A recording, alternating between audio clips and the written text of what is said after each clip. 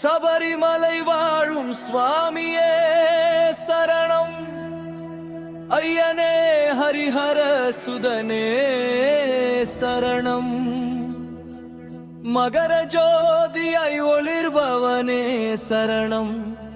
மலை மேல் அமர்ந்த எங்கள் மணிகண்டா சரணம்.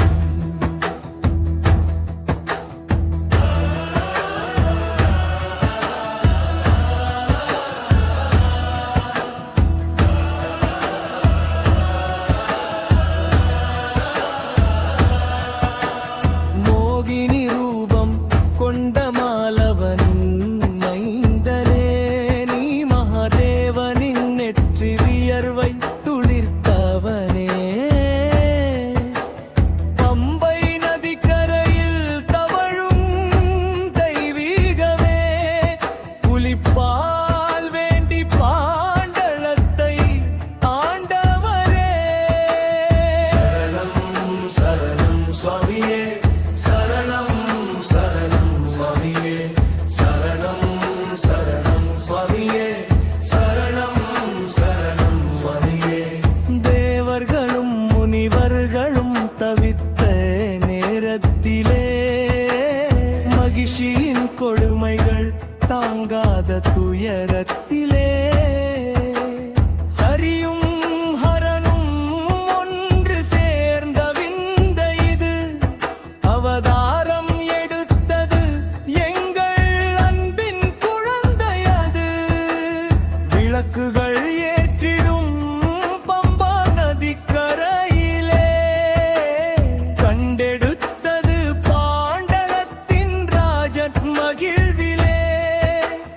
கழுத்தினில் மணி மின்னியதால் மணிகண்டன் என்றானே, காட்டிலே வளர்ந்தாலும் அரசகுமாரன் ஆனானே.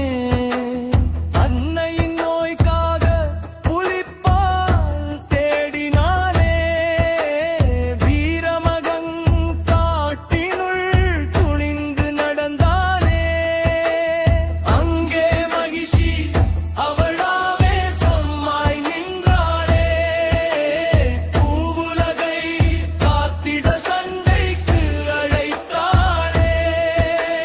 புரையும் முதிரமும் சிதறி சண்டையிட்டானே, மகிழ்ச்சியை வதைத்து மண்ணுலகை மீட்டானே. மீண்டும் ராஜனிடம் ஞான பொருளாய் நின்றானே, சபரிமலை ஏறி தர்ம சாஸ்தாவாயானானே.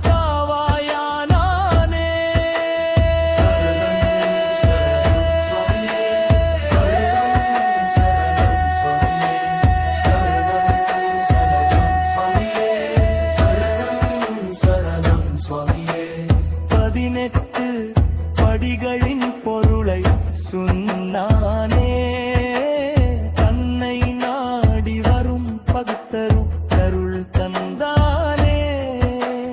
மாலை அணிந்து விரதங்கள் காப்பாரே, இருமுடி கட்டி ஏறுவள் மலை மீதே.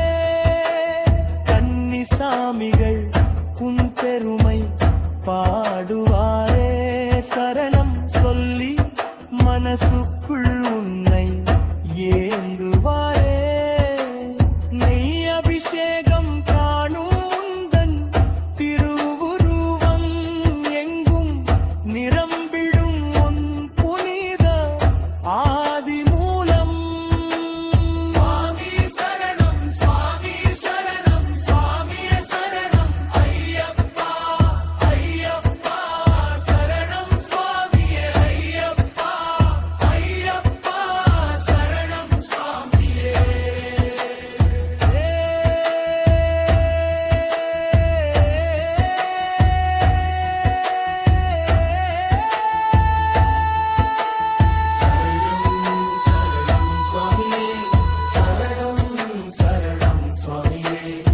சரணம் சரணம் சுவாமியே, சரணம் சரணம் சுவாமியே.